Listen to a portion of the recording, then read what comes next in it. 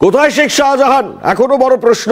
আজ নির্দিষ্ট করে বেলা 11টা সেই সময় দেওয়া ছিল, আজ এখনো পর্যন্ত শেখ শাহজাহান তাকে ইডি দপ্তরে আমরা দেখতে পেলাম না। তার হাজিরার কথা থাকলে পরেও এখন বড় প্রশ্ন, সন্দেশখালী কাণ্ডের মাস্টারমাইন্ড শেখ শাহজাহান কোথায়? এখনো সে অধরা। আদেও এই তৃণমূল নেতা তিনি কি হাজিরা দেবেন তা নিয়েই বড় প্রশ্ন উঠছে। সূত্রের খবর, সরবেরিয়ার এক তৃণমূল নেতার বাড়িতেই নাকি রয়েছে বেতাজ বাদশাহ সন্দেশখালীর শেখ শাহজাহান। আমাদের সঙ্গে আমাদের চিফ রিপোর্টার সত্যজিৎ মুখোপাধ্যায় রয়েছেন টেলিফোন লাইনে। সত্যজিৎ, অত্যন্ত উল্লেখযোগ্য জায়গা, কারণ যেটা তথ্য আসছে সে নাকি সেখানেই রয়েছে, অথচ হাজিরাই রাখছে কেন? একদমই তাই। আমরা নির্দিষ্ট তথ্য দর্শকদের জানাচ্ছ, সেই তথ্যই সামনে আসছে। এখনো পর্যন্ত ঘনিষ্ঠ বৃত্তে শেখ শাহজাহান বলেছেন যে তিনি কোনোভাবেই এনফোর্সমেন্ট ডিরেক্টরেটের দপ্তরে হাজিরা দেবেন না। তার ঘনিষ্ঠ বৃত্ত সূত্রে সেই তথ্য আমরা জানতে পারছি, আমাদের কাছে এসে পৌঁছচ্ছে। পরিবর্তে তার হয়ে কোনো আইনজীবী বা একাধিক আইনজীবী এনফোর্সমেন্ট ডিরেক্টরেটের দপ্তরে যেতে পারেন এবং সেখানে তথ্য তারা সাবমিট করতে পারেন, সেই সম্ভাবনাই ক্রমশ তীব্র হচ্ছে। এরপর যে প্রশ্ন উঠছে যে শেখ শাহজাহান তিনি বারে বারে অবস্থান পরিবর্তন করেছেন তার, এবং গত 24 দিন তিনি নিরুদ্দেশের দেশে রয়েছেন, তিনি কোথায় আছেন তা নিয়ে লাখ টাকার প্রশ্ন বিভিন্ন মহলে ঘোরাফেরা করছে। সূত্র মারফত যে তথ্য সিএর হাতে আসছে আমরা জানতে পারছি যে শেখ শাহজাহান তার বাড়ি অর্থাৎ সন্দেশখালীর আকুঞ্জি পাড়ায়, যেখানে এনফোর্সমেন্ট ডিরেক্টরেটের কর্তারা এবং সংবাদ মাধ্যম প্রেরিত হয়েছিল, সেই বাড়ির থেকে মাত্র এই মুহূর্তে 1 কিলোমিটার দূরে তিনি আছেন। এবং সেখানকার নির্দিষ্টভাবে তিনি গাভাট বলে একটি, সেখানকার বেরজুন বলে একটি গ্রাম পঞ্চায়েত, 2 নম্বর গ্রাম পঞ্চায়েত, সেখানকার গাভাট অঞ্চলে তিনি স্থানীয় এক তৃণমূল নেতার বাড়িতে এই মুহূর্তে রয়েছেন। সেখানে তিনি টিভি চালিয়ে বসে আছেন এবং টিভিতে বিভিন্ন খবর তিনি এই মুহূর্তে দেখছেন বলে বোঝা যায়। খবর তথ্য আমরা পাচ্ছি এবং নির্দিষ্টভাবে তিনি তার ঘনিষ্ঠ বৃত্তে জানিয়ে দিয়েছেন ইতিমধ্যে যে আজ কোনোভাবে তিনি হাজিরা দেবেন না। সেই সম্ভাবনা ক্রমশ তীব্র হচ্ছে এবং সেই ছবি ক্রমশ পরিষ্কার হতে পারে এমনটাই সম্ভাবনা। হাজিরা তিনি এড়ালেন, এরপর কতটা বিপদ বাড়তে পারে কি মনে হয়? দেখো, দুটো বিষয় আছে। এনফোর্সমেন্ট ডিরেক্টরেটের নির্দিষ্ট নিয়ম বা পদ্ধতি অনুসারে তারা কোনো অভিযুক্ত বা সাক্ষী অভিযুক্তদের ক্ষেত্রে তারা 3 বার তলব করেন। মোটামুটি এটাই একটা দস্তুর, এবং সেই একাধিকবার তলবের পর যদি সেই ব্যক্তি তিনি সন্তোষজনক ভাবে তাদের কাছে তথ্য তালাশ বা তথ্য উপস্থিত না করতে পারেন বা কোনো কোঅপারেট না করেন, সহযোগিতা না করেন, সেক্ষেত্রে আইনের পথ খোলা আছে। সঙ্গে থাকো, বিজেপি রাজ্য সভাপতি সুকান্ত মজুমদার আমাদের সঙ্গে রয়েছেন টেলিফোন লাইনে। সুকান্ত, স্বাগত সিএনএ আপনাকে। বেতাজ বাদশাহ শাহজাহান নাকি তার আকুঞ্জপাড়া থেকে 1 কিলোমিটারের মধ্যে রয়েছে, সূত্র মারফত খবর আমাদের সামনে আসছে। আজ 11টায় হাজিরার কথা ছিল, এখনো পর্যন্ত তিনি গেলেন না।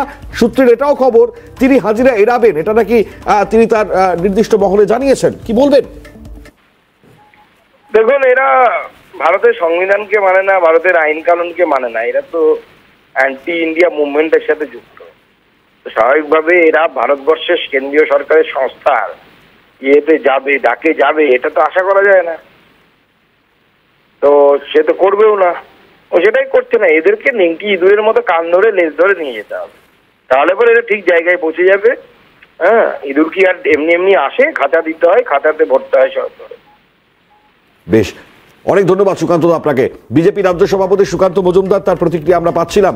আমি সত্যজিতের কাছে যাওয়ার চেষ্টা করব, তবে যে ক্ষেত্রে দাঁড়িয়ে সত্যজিৎ যেমনটা সুকান্ত বাবু বলছিলেন, তুমিও যেমনটা জানাচ্ছিলেন, নির্দিষ্টভাবে যেটা বিজেপির প্রদেশ সভাপতি সুকান্ত মজুমদার বললেন যে তাকে জালে ভরার প্রক্রিয়া শুরু করতে হবে।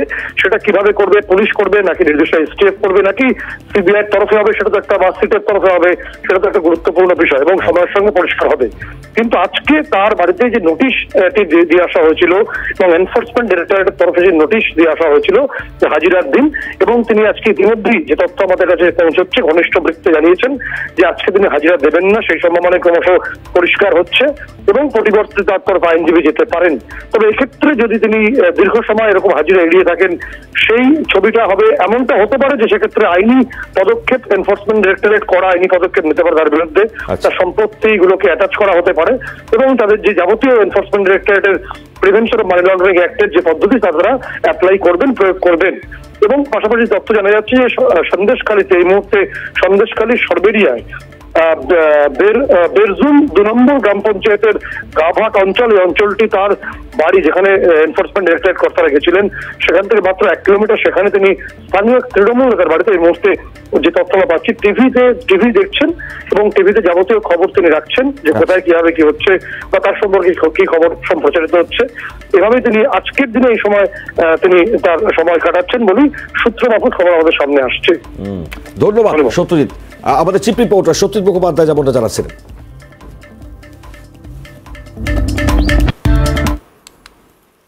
সন্দেশখালী কাণ্ডে আরো চাঞ্চল্যকর তথ্য। শাহজাহানের 2টি মোবাইলের কল রেকর্ড বের করেছে ইডি।